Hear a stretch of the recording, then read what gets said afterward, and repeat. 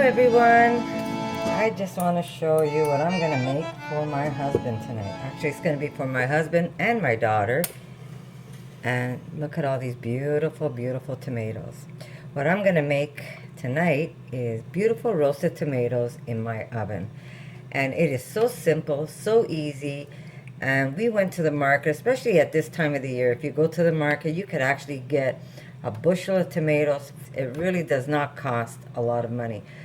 We bought half a bushel and it was for only $7. So simple, easy. Go to the market. Now's the time to do it. If you don't have enough in your garden, really you could get some decent prices on produce at the market. So I'm going to show you how I make my roasted tomatoes. And what I like about these roasted tomatoes, I like that they cook for a long time. You want them almost dehydrated. So I'm going to start off with a tray. I'm going to take an old pizza tray that I use. And I'm just going to drizzle some olive oil on this and just give it a good wipe down.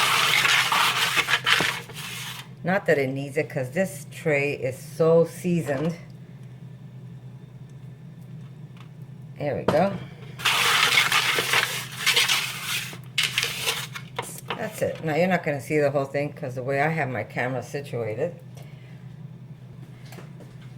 Don't mind the ugliness, but this tray is the best for pizza and for anything else that I cook on it.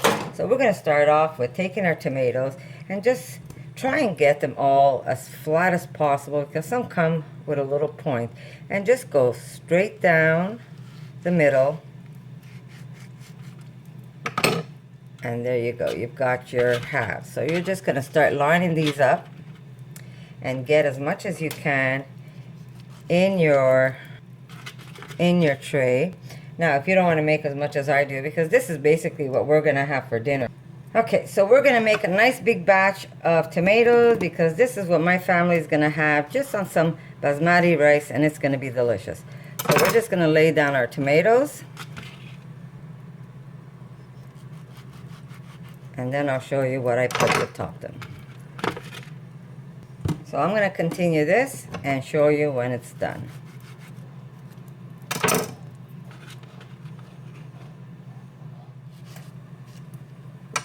Okay, so this is it. Let me just move some of these around. I really packed them in because this is going to be a meal for us. Okay.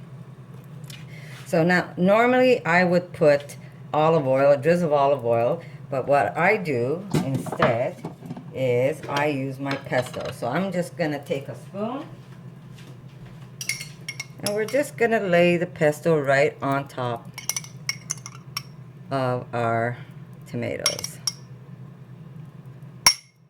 And you could also add a little more just at the end.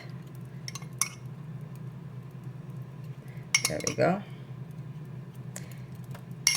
Now, my husband doesn't mind oil on his food, so I'm not worried about how much I'm putting on here.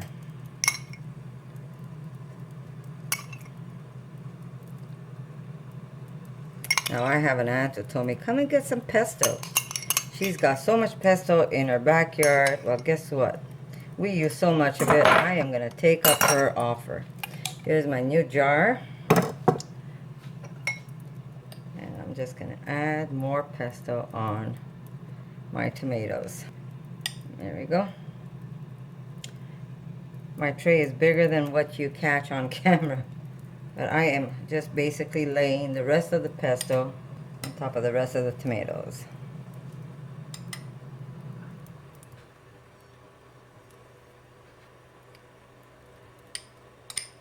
And these are so, so good. And what you really want to do is you don't want the temperature on a low, you don't want your oven on a low temperature. You want it on a pretty high temperature. And then lower it at the end. You want these to almost dehydrate so they get sweet like candy. Really, really good. There we go.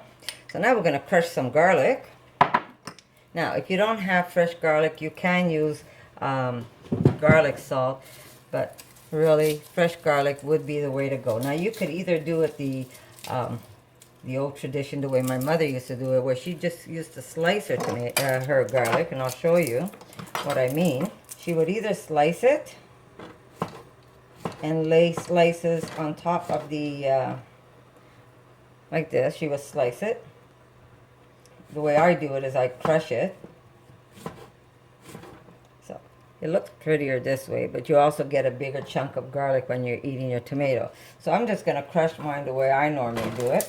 And I'm going to use my garlic press. So basically you could put just as much garlic as you want. You don't have to put a lot of garlic. It really is up to you how much garlic you want to put onto your tomatoes.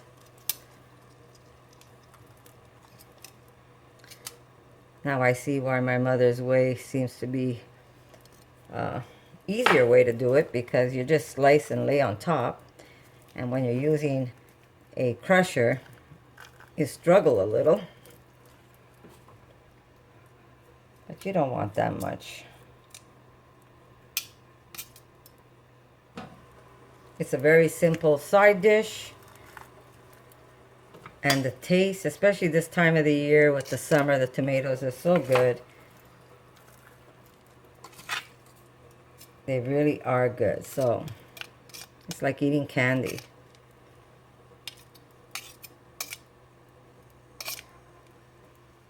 Maybe I should have had my garlic crushed ahead of time and just sprinkle it on top. But here we go. You see, we didn't even need that much garlic. Plus my pesto has some of my grated cheese in it, so it already has a little bit of garlic taste in it. Okay, so we're going to put a little bit of my grated cheese on top.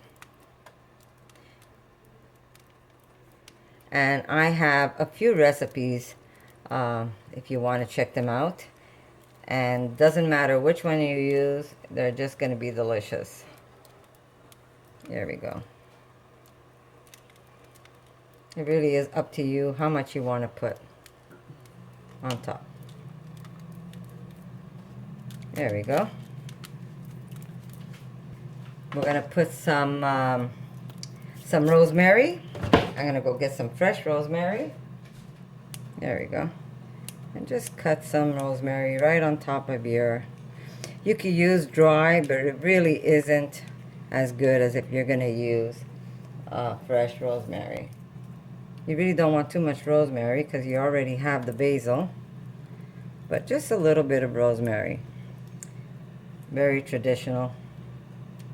The roasted with the roasted tomatoes. So basically what I did was I put some chopped up rosemary.